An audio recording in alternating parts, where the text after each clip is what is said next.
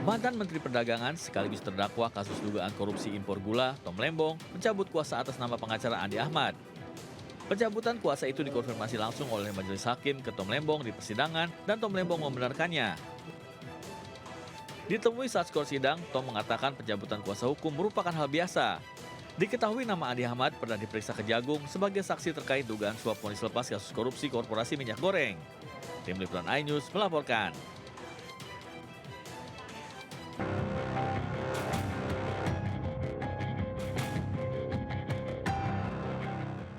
Polisi Suta melakukan pemanggilan Jonathan Fritzi terkait dugaan tindak pidana penyalahgunaan narkoba jenis etomidate. Dalam kasus dugaan pelanggaran Undang-Undang Kesehatan ini, pihak kepolisian telah mengamankan 3 orang, masing-masing berinisial BTR dan EDS, serta seorang wanita berinisial ER. Jonathan Fritzi sendiri statusnya masih sebagai saksi dan telah diperiksa sebanyak 1 kali pada 17 April 2025. Namun pada pemeriksaan kedua 21 April 2025, artis dengan panggilan Ijong itu absen dengan alasan sakit. Ijong sendiri diduga terlibat kasus dugaan pengadaan produk farmasi tanpa izin berupa vape yang mengandung zat etomidate atau obat keras. Pihak Satres Narkoba Polresta Bandara Suta menyatakan kasus ini terungkap pada bulan Maret 2025 setelah pihaknya menerima penyerahan dari Bea Cukai Bandara Suta. Pihak Satres Narkoba Polresta Bandara Suta menyatakan kasus ini terungkap pada bulan Maret 2025 setelah pihaknya menerima penyerahan dari Bea Cukai Bandara Soekarno-Hatta berupa penumpang yang kedapatan membawa vape mengandung obat keras jenis etomidate. Penyelidikan lanjutan berujung tersangka. Pencarian Kasat Reskrim Polres Teluk Bintuni, Ibtu Tommy Marbun yang hilang mendapat perlawanan dari kelompok kriminal bersenjata atau KKB. Penembakan terjadi di salah satu kamp di pinggiran Sungai Rawara, Distrik Moskana, Kabupaten Teluk Bintuni, Papua Barat. Dalam rombongan tersebut turut pula Ketua Komnas HAM Papua, Fritz Ramande. Kanan, sebelah mana?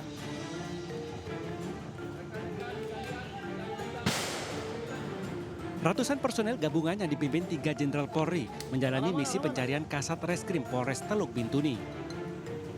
Operasi besar-besaran ini melibatkan 510 personel gabungan dan digelar selama 14 hari sejak Rabu lalu. Sebelumnya, itu Tommy Marbun dinyatakan hilang saat memantau aktivitas pentolan OPM Martin Aikingking yang masuk daftar pencarian orang. Naas dalam kontak senjata, itu Tommy Samuel Marbun diduga tenggelam di sungai, sedangkan 14 anggota lainnya selamat.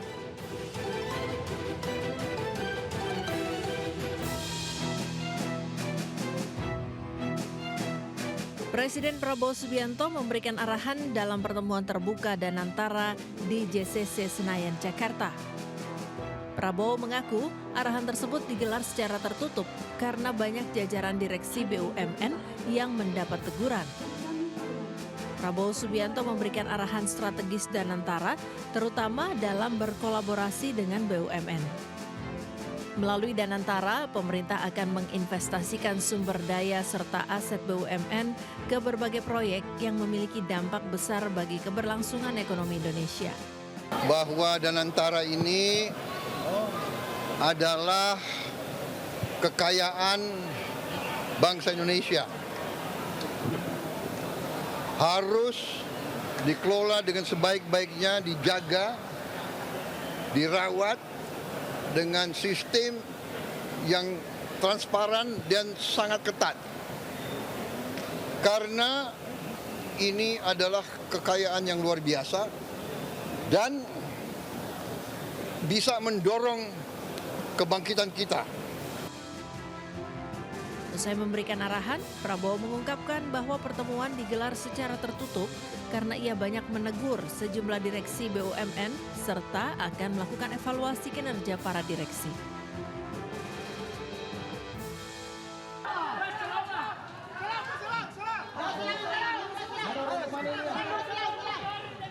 Kepanikan melanda warga di Jalan Satangga, Kecamatan Bontoala, Kota Makassar, Sulawesi Selatan saat amukan si jago merah meluluh lantakkan seluruh rumah warga pada Senin siang.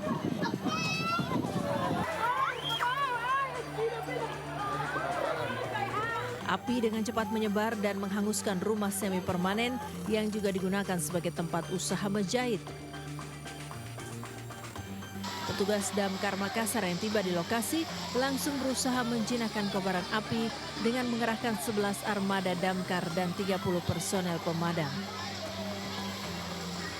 Meski harus berjibaku, namun petugas akhirnya berhasil memadamkan api setelah 20 menit melakukan penyiraman dan kebakaran tidak sampai menyebar luas. Diduga api dipicu adanya hubungan pendek arus listrik dan kini masih dalam penyelidikan pihak kepolisian. Untuk rumah yang terbakar, satu rumah, 2 petak. Ini penyebabnya Pak? Penyebab untuk sementara belum kami ketahui, nanti pihak kepolisian yang jelaskan mengenai penyebab kebakaran tersebut. Akibat kebakaran ini, satu rumah yang terdiri dari 2 petak di dalamnya ludes dilalap api hingga membuat 3 kepala keluarga dengan 13 jiwa terpaksa sementara harus mengungsi. Dari Makassar, Sulawesi Selatan, Leo Muhammad Nur, iNews melaporkan.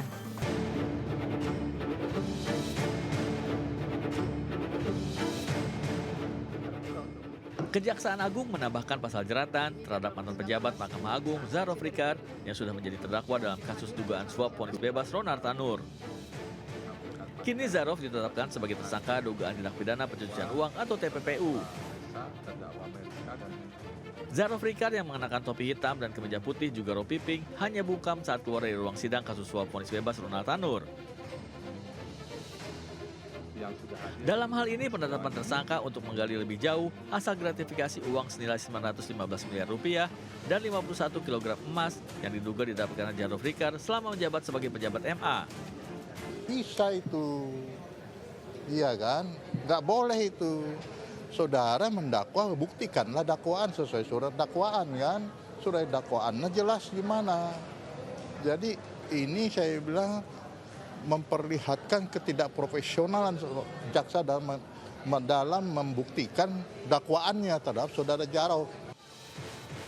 Sebelumnya Zarof Rikard didakwa atas upaya pemufakatan jahat menjadi perantara suap uang 5 miliar rupiah pada hakim kasasi untuk membebaskan Ronald Tanur. Atas perannya itu, Zarof Rikard terancam hukuman 20 tahun penjara. Dari Jakarta, Henry Aprilia, Pandu Priyo Aji, Sadu Santo Budi, iNews melaporkan.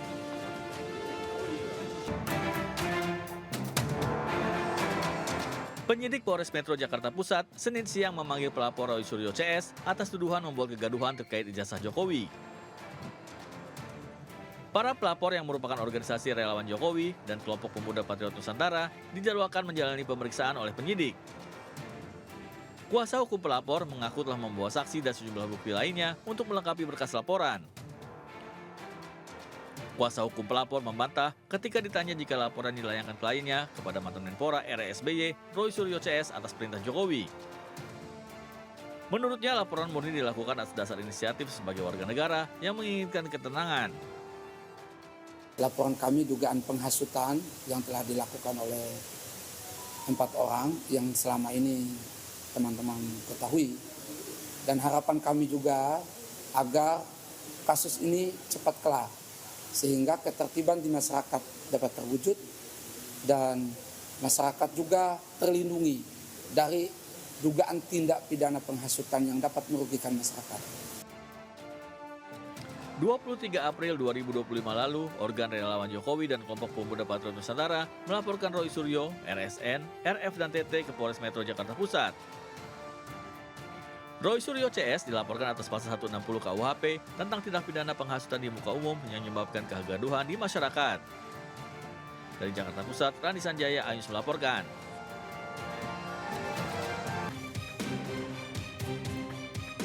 Komisi Pemberantasan Korupsi KPK kembali menyita kendaraan mewah milik Ridwan Kamil terkait dugaan kasus korupsi penempatan dana iklan Bank Pembangunan Daerah Jawa Barat dan Banten BJB. Kali ini KPK menyita 1 unit mobil Mercedes-Benz dari rumah mantan Gubernur Jawa Barat di Bandung, Jawa Barat. KPK sendiri masih mengatur waktu untuk memanggil dan memeriksa Ridwan Kamil sebagai saksi. Dalam kasus ini, KPK telah menetapkan 5 orang tersangka kasus dugaan korupsi di BJB. 2 orang dari BJB dan 3 orang dari pihak swasta. Hingga saat ini penyidik KPK sudah menyita total 26 unit kendaraan roda 2 dan roda 4 dengan berbagai merek terkait kasus ini. KPK menduga pihak BJB dan swasta melakukan perbuatan melawan hukum dalam pengadaan penempatan iklan di sejumlah media massa. Perbuatan itu disinyalir merugikan keuangan negara sekitar 222 miliar rupiah. Tim Liputan iNews melaporkan.